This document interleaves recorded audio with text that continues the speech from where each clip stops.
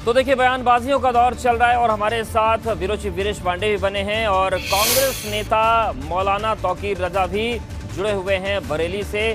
तौकीर रजा साहब आपके पास आ रहे हैं और सवाल यही है कि जिस तरीके से आपने जो तमाम बातें कही कि जेल भरो आंदोलन चलेगा, मीटिंग होगी, ये सभी का लोकतांत्रिक हक है, लेकिन कौन से महाभारत की आप बात कर रहे हैं? किसके सड़क पर उतरकर हालात को बिगड़ जाने के और उसको न संभलने की स्थिति की बात कर रहे हैं?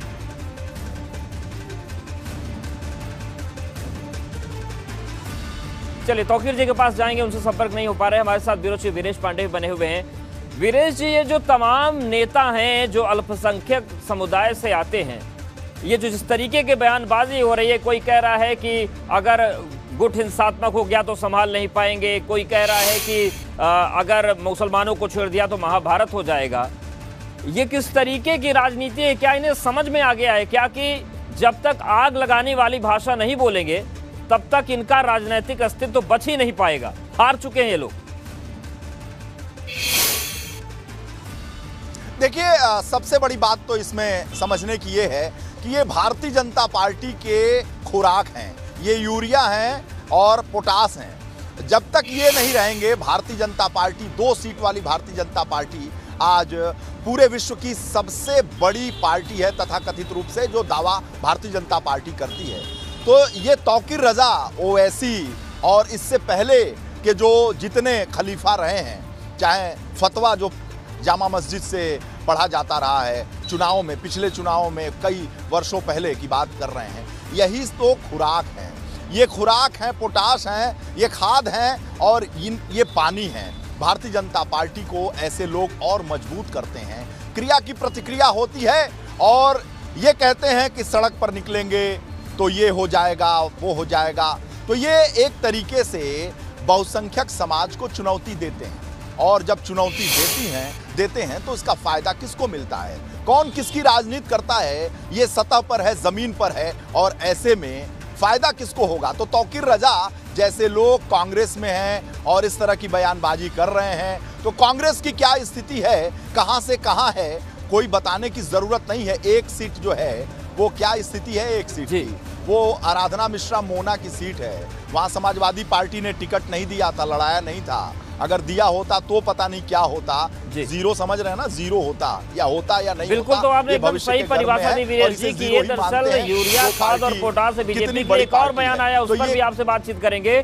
बुलडोजर की दहाड़ और लाउडस्पीकर के शोर के बाद भड़काऊ बयानों की बौछार तेज हो गई है और संभल से सपा सांसद शफीकुर रहमान बर्क का नाम भी इस लिस्ट में जुड़ गया है।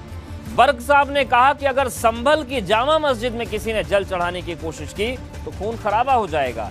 सपा सांसद की चेतावनी संभल के प्रशासन को। तो इसमें मेरी मांग है कि यहाँ से एडमिनिस्ट्रेशन से कि यहाँ पुरअमन रखने के लिए जो जामा मस्जिद पर जो अभी जिक्र किया गया कि इन्होंने जल चढ़ाने की बात करी, तो बहरहाल अगर जल चढ़ाने की बात करेंगे तो हजारों आदमी का खून चढ़ जाएगा, इसको बता। बिल्कुल, तो आपने शफीकुर रहमान बर्क को सुन लिया, ये भी अपने विवादित बयानों के लिए जाने जाते हैं। एक बार फिर से सुना देते हैं तौकीर रजा क्या कह रहे हैं और कितना भड़काऊ भाषण और बयान उन्होंने दिया, सुनिए।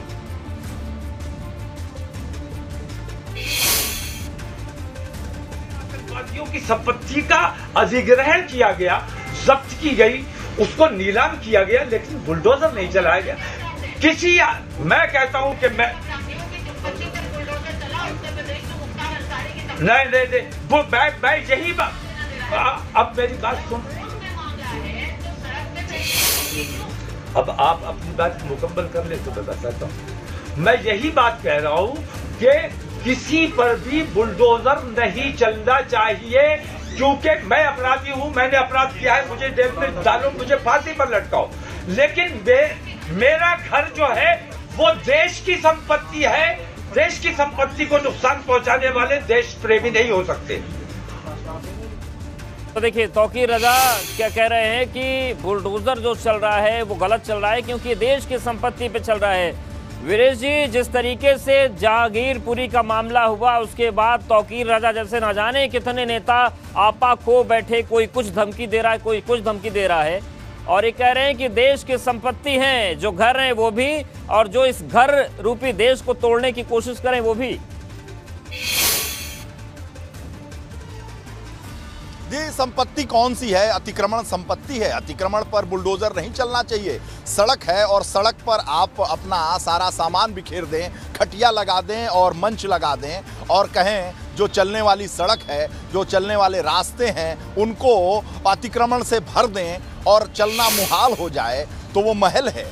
वो किसका महल है? वो किसकी संपत्ति है? पाप के किलों पर बुलडोजर चलना चाहिए और बुलडोजर के शासन की वजह से योगी सरकार 2 रिपीट हुई है, ये समझ लेना होगा। और राशन और शासन बुलडोजर का ये प्रतीक है, लॉ एंड ऑर्डर का, कानून व्यवस्था का, और यही दोनों चुनावी मुद्दे थे। बाबा बुल और बुलडोजर को गोरखपुर भेजने वाले अभी भी नहीं समझ पाए हैं कि आखिर उत्तर प्रदेश की जनता का मर्म क्या है, वो समझती क्या है, मर्म समझ नहीं पा रहे हैं। और जो सबसे महत्वपूर्ण बातें आपने कही, किसके बुलडोजर ये जो बदजबानी करते हैं, ये दरअसल बीजेपी के लिए यूरिया खाद पानी बन जाते हैं और इनका अस्तित्व संकट में बना रहता है, बना रहेगा। शुक्रिया वीरेश जी हमारे साथ जुड़ने के लिए और बातचीत करने के लिए। देखिए पूरी तस्वीर थी, और इन दिनों देश भर में बुलडोजर पर जबरदस्त बवाल मचा ही है।